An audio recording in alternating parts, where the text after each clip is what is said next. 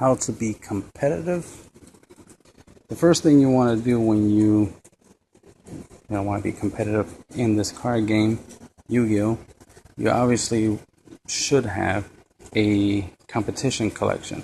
A collection of cards used for competition, used for the purpose of building decks for you to compete at tournaments. Not everything is, oh, here's a new set dropped, a new archetype dropped, so let me collect all the cards necessary to play that deck. Let me go online and, find some deck profiles of that archetype or that particular deck that is currently people are playing or testing out and whatnot, and let me play that specifically. You can do that, of course, but you can have your own method, your own strategy, because why not, right? If you play the game long enough, you should have your own ideas of what cards. You should be able to tell what cards are good and what cards are bad, basically. Mainly what's good for you, what cards are good for you, what cards are bad for you, not in general what's good and what's bad, because a lot of people like to think there's specific cards that are good versus other cards. So if certain cards are good, that means every other card that's not those cards are bad. That's an opinion that's for every individual player to decide on their own. That is not a staple, basically. It's not a standard way of doing things. A lot of people like to think it is, but it's not. Some people like to think Mirror Force is a staple, as in every deck should have it, and every meta you should play Mirror Force. Like that's not true. You can play whatever you want when you want, as long as it makes sense. If you want to use, hypothetically, two-prong attack. It's an old trap card where you tribute a monster you have and then you destroy two monsters your opponent has. Right? No, wrong. Said it backwards. I wish it worked that way, right? It'd be halfway decent. It's actually wrong. You tribute two of your monsters to destroy one of your opponent's monsters. That's what makes it not a card that you would typically play. So it's definitely not a staple or anything like that. But if for some reason you need that ability, it does exist. And that's the thing about certain cards, is that look at certain cards look at their effects and consider maybe they might have some use. If you don't see use in it, obviously then it's not a big deal. Move on. But you should hold on to certain cards you do see value in. If it looks good, on paper, basically, if you look at the card and it's like, hey, these are all my opponent's spells and traps, that's a pretty good effect. Even if the cost is you have to tribute a Utopia monster for it, like a Utopia XYZ, it's like, all right, well, okay, there's a cost to activate this card, but the effect is still good. It's still good to destroy all my opponent's spells and traps. That could be useful, And if they're just in case there happens to be a Utopia meta deck or something, or a deck in general that, like, let's say more Utopia support comes out, so you can easily summon Utopia. Well, then this will be a good tech card, right? Because you can put it in your deck. You easily can summon Utopia. Use this card by tributing that Utopia, and destroy all your opponent's spells and traps. So that's good. Spicy tech, right? And it's just a matter of thinking, like, would it be useful? Like, for example, Wing Beater Giant Dragon is a spell card that lets you bounce a level 5 or higher dragon type monster on your field to your hand, and then you destroy all spells and traps on the field. Very good card, very powerful. It's heavy stormish, right? It has a heavy storm-like effect, but it has a cost. It has a condition. The condition is you gotta bounce a level 5 or higher monster from your side of the field that's a dragon to your hand. So you have to figure out ways to make it work, of course. But what if there's a deck that can make it easy to work? What if there's a deck that comes out in archetype, for example, that has a whole bunch of level 5 or higher dragon type monsters you can normal summon or pendulum summon or synchro summon onto the field relatively easy, right? But the main thing is, like, what if the deck has the level 5 and higher dragons that you can special summon from the hand or deck or graveyard, or even normal summon from your hand without tribute, right? Or there's level 4 dragons that have the ability to increase their levels, just by summoning they become level 5. Well, there you go. Now you can play Wing Beater Giant Dragon, bounce it to your hand, and then Heavy Storm, right?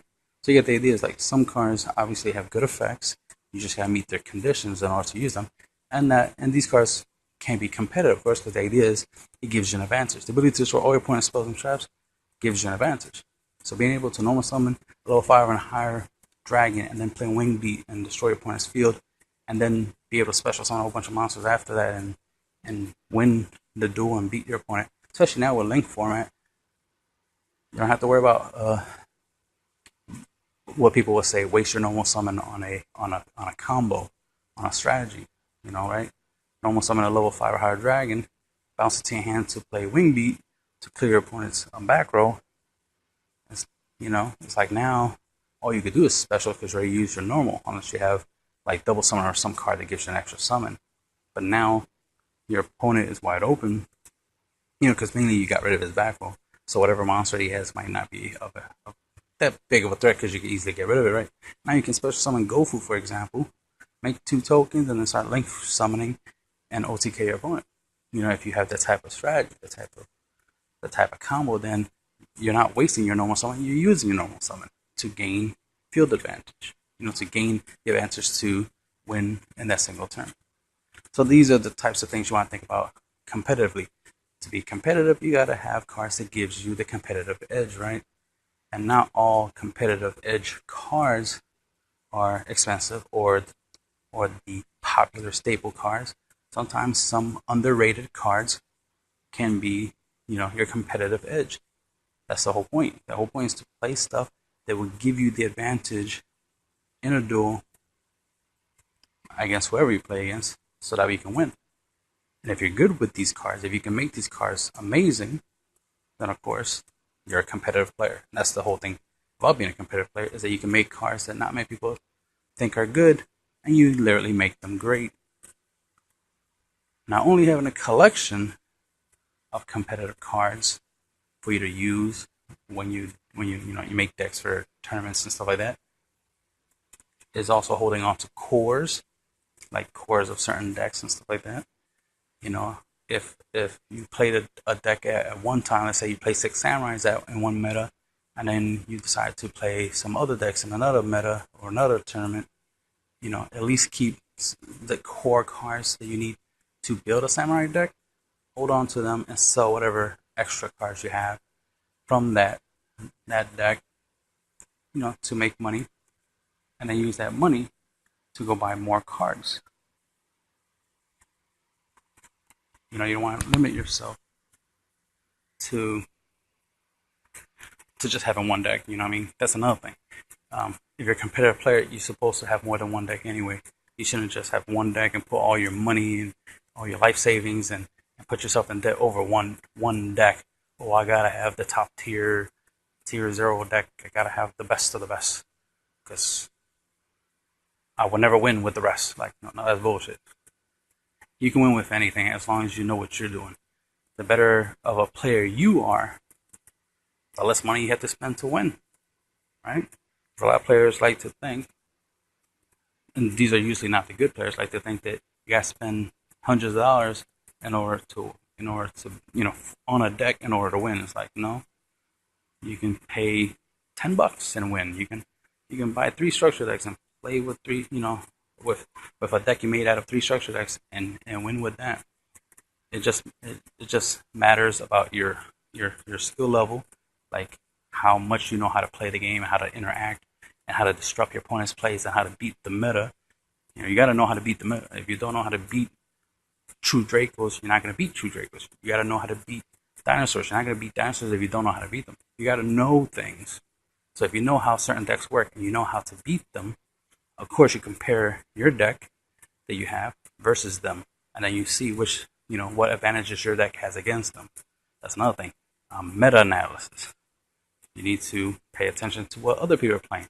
What's popular. If True Draco is popular, all right, figure out what's the strengths and weaknesses of True Draco, and then make sure that your deck, whatever deck you're playing, you could be playing Dark Magician for all I care, right? You could be playing a Dark Magician deck as long as you have the strategy and the abilities in the deck to beat True Dracos. A Dark Magician deck can beat True Dracos. You know what I mean? You don't need a specific deck like Zodiacs or a True Draco variant to beat True Draco. You can you can you can play Ojamas and beat True Dracos and any other popular meta deck relatively easy, as long as you have a strategy in which you can beat them. You know what I mean? You think about main deck and force back in whatever deck you play. Let's say you play Dark Magician and you have force back in your deck. And when you're dueling, you go first, you set your field up, your opponent tributes spells and traps, right? To try to summon their masterpiece, and then you force back. Boom. There you go. That was really easy to beat, right? That was really easy to deal with masterpiece. You know, same could be said if your opponent summons a Zodiac monster, and then you force back. Now he doesn't have that Zodiac monster in the field, so now he can't do his Zodiac play and go into Dryden. Hey, you're one step close to beating, Zodiac, and so forth and so forth. Like, there are cards that are cheap and generic that you can use to beat a lot of the top tier decks. Most of the top tier decks do use some expensive cards like Sound Strike and whatnot, right? So they do play some of the best cards in the game at the time. But there are cheaper alternatives, And if you can't afford Sound Strike, play Divine Wrath or Grandhorn. Those are two cheap alternatives. You can even play Black Horn of Heaven or Horn of Heaven, which requires you to tribute a monster. You can play those types of cards. They exist. They're cheap. They're easy for you to get. So you should already have them, in your competitive collection, because you never know when you might need them. You should already have them. And if you can't get Strike, then you have these other options that you can substitute, that you can use. And it depends which effect you need the most. If you need summoning negation more, like to negate synchro summon, exceed summon, and whatnot, then of course you'll use stuff like Grandhorn, Black Horn of Heaven, instead of using a Divine Wrath, obviously. But if the problem you'll have when you're dueling against meta decks is monster effects, like Dryden's effect, or anything of that nature, then you want to use Divine Wrath. Common sense. If you have a lot of problem against spell cards, let's say if you play against Kaijus or something, and Kaiju Slumber is a problem, it can hurt your deck. Well, then play Dark Bribe. You know what I mean? You don't have to play My Body's a Shield or Starlight Road or anything that maybe other people are playing. Because what if Starlight Road and My Body's a Shield are like expensive right now? Let's say they're like $30 play sets for each play set of these cards. Well, you don't have the money for it, right? That's cool. You do have an alternative you can play. You have Dark Bribe, and they're cheaper to get, right? You have them, you can use them. You should always look for alternatives to certain cards, because Konami has a habit of recycling certain cards. And as a competitive player, you should already know that. You know what I mean? That's something you take into consideration. It's like, Zodiacs ain't that different from Mermels or from Dragon Rulers or from Samurais or from any other meta deck that came before it.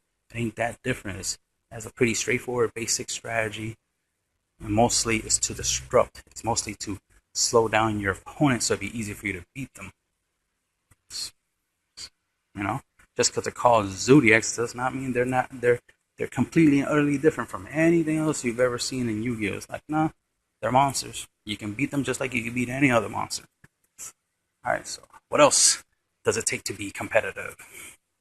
Well, obviously you gotta have a win condition. You gotta have a strategy to win. OTKs. So it's always good to go online and look for OTKs. Like, for example, if you choose to play Dinosaur, see if there's a Dinosaur OTK deck out there. Look for at least a combo. You don't have to copy a deck, obviously. You can build your own deck, but you want a win condition. So if you can incorporate a Tyranno Infinity OTK strategy or combo into your whatever variant of Dinosaur deck you create, well, there you go. That's good. You found a way to add a win condition. Let's say there's a True Draco OTK, which requires, hypothetically, Ojamas to pull off. Well, there you go. You can give that a try in your True Draco deck. Try out the OTK, and if it works out and it's consistent enough, well, there you go. Now you have a win condition other than just summon a masterpiece. Now you have a battle based win condition where you go OTK your opponent. And all you have to do is just guarantee you can set up the scenario in order to pull off that combo and win. Not just having a good deck, a good strategy, or a win conditions. That's not all you need to be competitive, and that's not all you need to win. Obviously, having a plan of execution, basically. Having a battle plan, that's what I should say. Battle plan, where you plan for what happens if you go first or second in game 1. What happens if you go first or second in game 2? What happens if you go first or second in game 3? You know what I mean? These are things you want to take into account. What happens if you go first? What happens if you go second? And how you're going to play? What happens if you draw not an optimal hand, not the best hand you could possibly draw? How to play that hand as if it's the best hand you ever drew. That's important. Some people immediately defeat themselves or automatically assume they lost because they didn't draw the perfect hand. But part of the game is you're not supposed to always draw the perfect hand anyway. That's why you shuffle your deck in the first place. That's why your opponent cuts your deck. You know what I mean? It's supposed to be random. You're not supposed to have the perfect hand all the time. But it doesn't mean you can't try to play a bad hand as if it was a good hand. That's something you should do. Is try to play a bad hand as a good hand. So you should practice playing bad hands and get good at playing bad hands. The better you are at playing a hand that is not the best hand you could ever draw in your deck, the better chances you have of doing really good at a tournament and winning. Because no matter if you draw the nuts, if you draw a great hand, of course you know what to do with a great hand, but not many people know what to do with a bad hand, and that tends to cause them to lose a lot. And then of course you got the types of players that like to complain. Oh man, I drew bad. La la la, and that's why I lost. It's like, well, yeah, if you draw a bad hand, that tends to cause a problem. But the added thing to that is you drew a bad hand, yes, but you didn't know how to play the bad hand to make it less bad. And that's what guaranteed your loss. It wasn't, oh, I drew bad, that automatically caused me to lose. No, you drew bad and didn't know what to do. That's why you lost. You can bluff. You can make your opponent think you have good cards. You can make your opponent think that you're holding back, that the reason you're not activating any cards in response. You can literally say the words when your opponent does something like, I activate effect, and he responds, you be like, no, I'm good, not responding. Or like, no, I'll let that go through. Give them the impression that, oh, he does have a response. He can stop me. He just chose not to. You literally can say something. It's not against the rules to say you don't want to respond. You choosing not to respond. There's nothing against that. So you can literally have a face down instant fusion and act like it's a solemn strike, and you're just waiting for the right moment to trigger it, the right moment to activate it. So your opponent is hesitating. Your opponent is being concerned. By just doing that, you can inadvertently create a slow play strategy, right?